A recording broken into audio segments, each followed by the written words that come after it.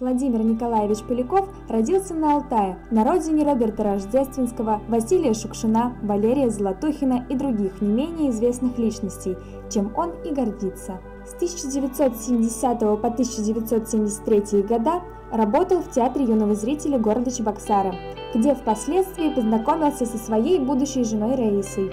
До 1977 года работал комиссаром ударного комсомольского отряда на строительстве тракторного завода. Затем он резко сменил поле деятельности, закончил режиссерское отделение училища и еще 2 года преподавал там, а также учился в Санкт-Петербургской высшей профсоюзной школе.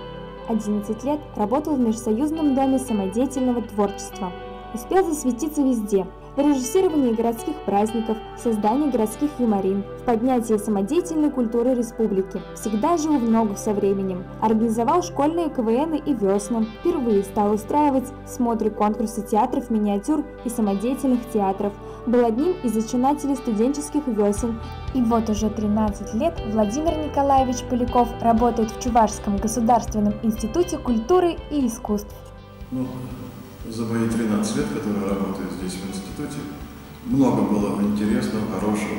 Интересные выпускники были, люди, которые нашли, получив навыки и знания здесь в институте, нашли свой путь в жизни.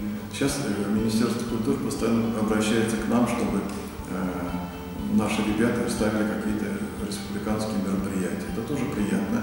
И хотелось бы, чтобы эти ребята помнят, конечно, вуз, но хотелось бы, чтобы они больше с нами общались, приезжали сюда, как в Дементьево написано, да?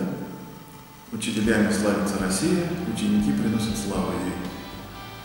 Так что, наверное, учителями, то есть нами славится Россия, а наши ученики славу приносят не только нашему институту, но и, наверное, все-таки России.